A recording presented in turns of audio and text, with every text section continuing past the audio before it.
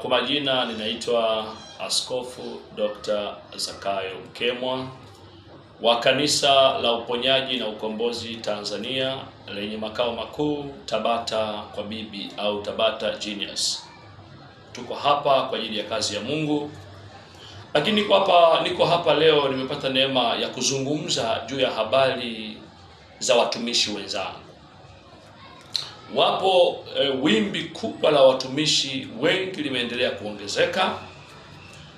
Mimi kwangu nafurahi kwa sababu wanahubiri habari njema, lakini yale yanayofanyika makanisani mwao ndiyo yanatisha na kuogopesha.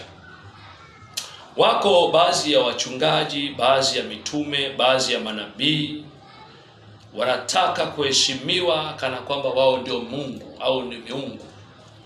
Biblia imesema wazi, usimwabudu mwanadamu bali mwabudu Mungu pekee.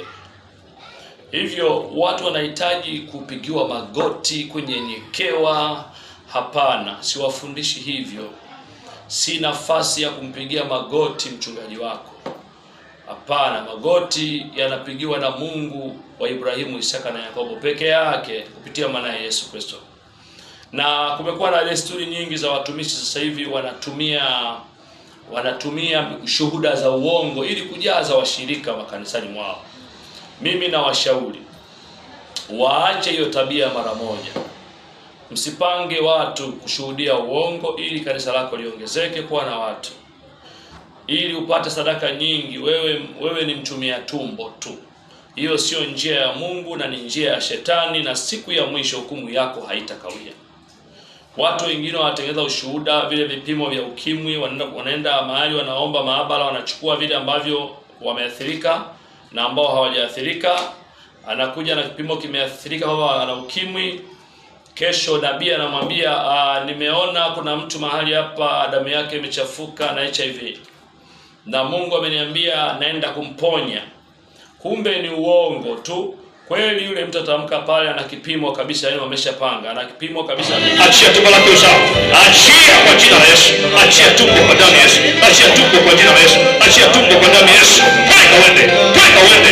Toka uende. Uliofunga sisaye. Ya baba hapana tuone sasa kama tazaa. Nakataa mwana mama, nakataa mwana mama mchawi, uliofunga mtumishi wako, uliofunga mtumishi wa Mungu aliye hai. Achia tumbo lake. Achia tumbo lake. Achia tumbo lake. Achia tumbo lake. Pima hapo, mpimeni huyo.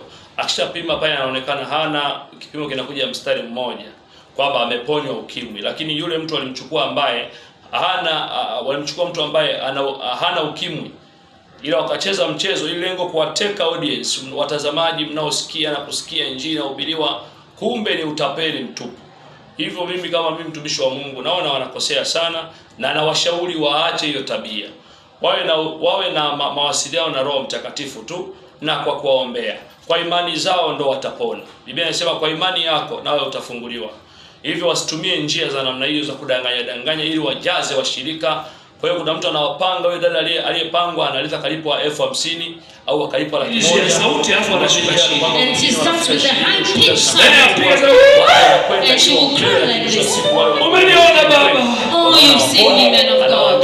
They say help her, assistant. Wamechukua sadaka, huo ni utapeli. Mimi nasema watumishi wa namna hiyo waache mara moja. Wengine wanasema njoo na wagongo natembea. Mguu huu ana uwezo wa kuukunja akauficha, ikaonekana ameumia. Akifika pale anapiga miguu, anaosha miguu, jamaa anaruka anatembea. Hivyo hela zinaendelea kuingia.